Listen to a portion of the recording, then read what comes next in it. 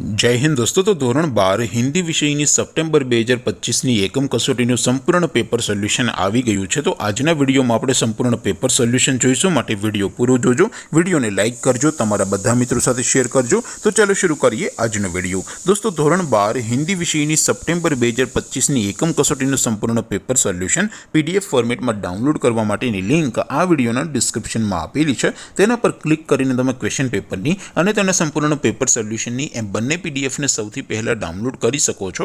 અથવા તો દોસ્તો, પેપર સોલ્યુશનની પીડીએફ ડાઉનલોડ કરવા માટે તમારે ગૂગલ ઉપર સર્ચ કરવાનું છે www.mygkguru.in। આ વેબસાઇટ તમે સર્ચ કરશો એટલે જે પહેલી લિંક આવશે એના ઉપર તમારે ક્લિક કરવાનું છે। જેવું ક્લિક કરશો એટલે સોલ્યુશન માટેની mygkguru.in આ વેબસાઇટ ઓપન થઈ જશે। વેબસાઇટ ઓપન થયા પછી તમે થોડાક નીચે જશો તો ત્યાં તમને એકમ કસોટીના સોલ્યુશન માટેના ધોરણ વાઇઝ લીલા રંગના બોક્સ જોવા મળશે। દોસ્તો, અહીંથી તમે કોઈ પણ ધોરણની બધા જ વિષયોની એકમ કસોટીના ક્વેશ્ચન પેપર અને તેના સંપૂર્ણ પેપર સોલ્યુશનની પીડીએફને સૌથી પહેલાં ડાઉનલોડ કરી શકો છો।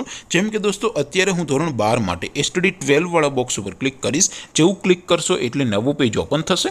નવું પેજ ઓપન થાય એમાં તમે સ્ક્રોલ કરીને થોડાક નીચે જશો તો ત્યાં તમને STD 12 commerce and arts paper solution 2025નું એક બોક્સ જોવા મળશે। જેમાં દોસ્તો નીચે લખેલું છે એસટીડી 12 હિન્દી પેપર, તેની સામે ડાઉનલોડ બટન છે, તો એ ડાઉનલોડ ઉપર ક્લિક કરશો તો ધોરણ 12 હિન્દી વિષયની એકમ કસોટીનું ક્વેશ્ચન પેપર પીડીએફ ફોર્મેટમાં ડાઉનલોડ થઈ જશે। તેની નીચે લખેલું છે એસટીડી 12 હિન્દી સોલ્યુશન, તેની સામે પણ ડાઉનલોડ બટન છે, તો એ ડાઉનલોડ ઉપર ક્લિક કરશો તો ધોરણ 12 હિન્દી વિષયની એકમ કસોટીનું સંપૂર્ણ પેપર સોલ્યુશન પીડીએફ ફોર્મેટમાં ડાઉનલોડ થઈ જશે। તો દોસ્તો, આવી રીતે તમે ધોરણ 12ના બધા વિષયોની એકમ કસોટીના ક્વેશ્ચન પેપર અને તેના સંપૂર્ણ પેપર સોલ્યુશનની પીડીએફને www.mygkguru.in આ વેબસાઇટ પરથી ડાઉનલોડ કરી શકો છો। તેમ છતાં કોઈ ક્વેરી હોય, કોઈ પ્રશ્ન ન સમજાતો હોય તો નીચે કોમેન્ટ કરીને પૂછી શકો છો। અધરવાઇઝ આપણે નવા વિડીયોમાં મળીશું, ત્યાં સુધી રજા આપો। આવજો દોસ્તો, જય હિન્દ, વંદે માતરમ।